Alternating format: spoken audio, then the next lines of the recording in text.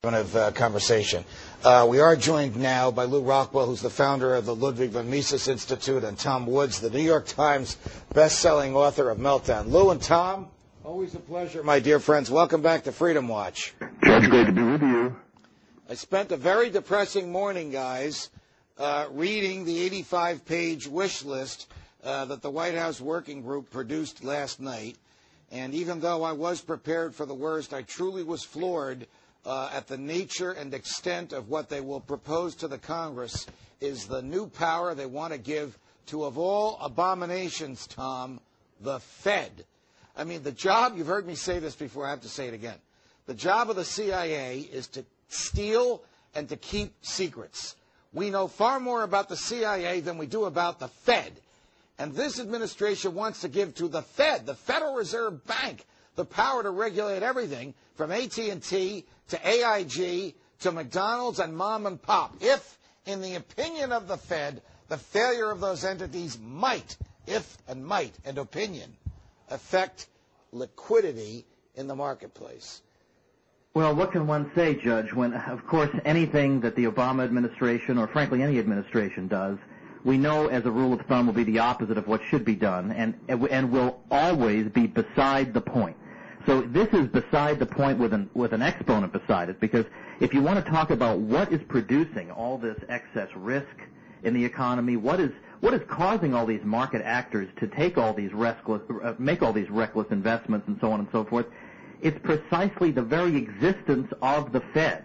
The Fed itself institutionalizes the phenomenon of moral hazard, because if you're a major Wall Street actor, everybody knows, and we saw it with long-term capital management and in other cases, everybody knows that there is an institution, the Fed, that stands ready and able to bail you out of your difficulties. So this is the institution that gives rise to these problems, and now this is the institution that's going to oversee the problem, supposedly the solution of the problem. And I might also point out that I think his name is Austin Goolsbee, which sounds like right out of Ayn Rand, as a matter of fact. That sounds like one of our some names. economic advisor, who told us a couple of months ago that the president intends to prick all asset bubbles before they cause any problems.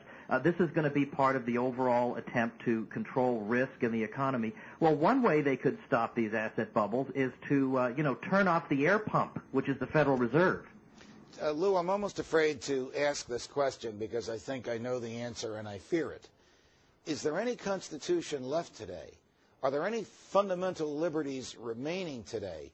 Or can a majority of the government simply do whatever it wants, whenever it wants, however it wants, recognizing no natural, no moral, no legal, or no constitutional limits on its powers? Well, Judge, it's been a long time since we had a functioning Constitution. There were only remnants of it left. And we're mentioning the Federal Reserve. The Federal Reserve is a perfect example of something that is entirely unconstitutional. It's not legal for the Congress to have delegated to this agency the monetary power. Now, I'd like to see the monetary power taken away from Congress, too, and just see gold coins and other private monies in circulation. But as long as we have this sort of system, Congress ought to be in charge of the money, not the Federal Reserve. So, of course, instead of moving back towards a more constitutional system, the Obama administration, and we have, I think, sort of like Mexico, we today have an elected dictatorship. It's not really the presidency as the founding fathers conceived of it. So we have Mr. Obama, I guess, sort of deciding on his own that he's going to give all power and glory to the Federal Reserve on heaven and on earth. And it's an alarming prospect. Tom, give us a 1 or 2 minute précis on the Federal Reserve. How big is it? What does it do? How do people who run it get there? Well, I think, which I will do in just a second, I just want to point out that I think we're going to start to see who is really serious about supposedly limiting government and who isn't, depending on where he comes down on the issue of the Fed. Now we're going to find out about the phonies in Washington who send out their fundraising appeals about how we need to cut wasteful spending. Come on now. I mean, no, what we need to do is cut the Fed.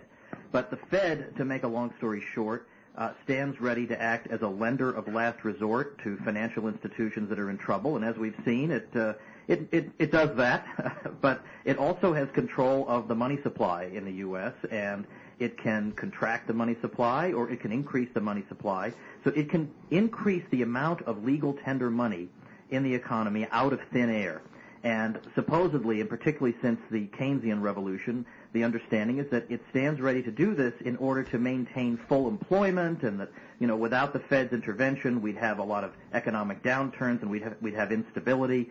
Well, the Fed is, of course, the source of the instability, in my view. But these are the most important functions, and there's a lot of emphasis sometimes on the Fed as being a private agency because it's not directly I was going to ask you to go there the government. You and I have I would this. just caution people that, first of all, the Fed has a government-granted monopoly privilege to create money out of thin air. That doesn't occur on a free market. That's not a purely private institution. And secondly, the problem with concentration camps isn't that they were being run by private agencies or by the government. The problem is I don't want any concentration camps. So likewise, I think it's best to say it's not that we want Chris Dodd debasing our money.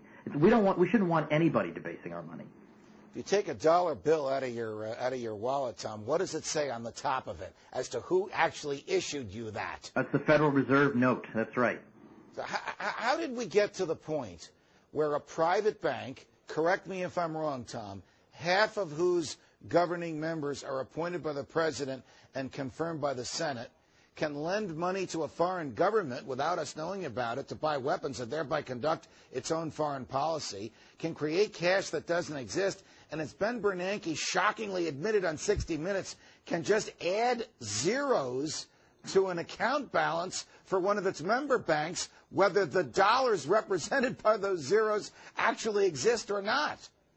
Well, these are excellent questions, Judge, that you're asking, but one way that we have allowed this to become fastened upon us is that a lot of Americans have allowed themselves to be persuaded that anyone who even raises these questions is probably some kind of crank. Maybe he's got some kind of psychological problem that needs to be evaluated. They've made it seem as if this is such an indispensable institution that we're not really even entitled to an opinion about it, and it's just off the table. And you'll notice politically it's never even been discussed, and when Ron Paul in the past has tried to audit the Fed bills, he'd be lucky to get a handful of co-sponsors. Now he's got almost 240 co-sponsors, maybe even more by now, I can't even keep track, co-sponsors on a bill to audit the Fed. So we have allowed ourselves to let this thing be taken off the table for discussion. And therefore we've let this thing run riot. But now finally, it's almost now becoming the cool thing to be anti-Fed. It's amazing how quickly this has turned around. The media, of course, is resisting this at every turn. I've already mentioned on your program the 60 Minutes interview with Ben Bernanke. Instead of asking him any tough questions, the questions were all things like, gosh, what are you most worried about, Mr. Overlord? I mean, please, give me a break. Give us an interview that would be worthy of a free society, for heaven's sake. Lew, when you worked with Ron Paul during his first go-around in the Congress, I mean, he really almost literally stood alone as the defender of the free market, the defender of Economics 101, the defender of the natural law, and the defender of the Constitution. What Tom points out, at least in this respect of auditing the Fed, is truly remarkable and probably something even those of us who believe in the virtue of hope would not have anticipated, though we would have hoped for, that more than a majority of the members of the House of Representatives would co-sponsor legislation to expose and to audit the Fed. So I want to pose to you the question that I put to Peter Schiff and Yoron Brook before you and Tom came on. Is it hopeless, or are places like the Mises Institute and other places where the free market is still taught and explained and understood beginning to make inroads among those who have power in this country? Well, it's happening first among American young people, Judge.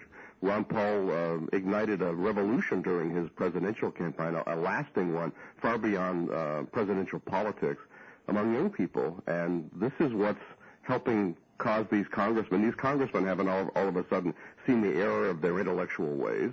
They're coming around because they're feeling the pressure from their own constituents. This is what Ron Paul's achieved.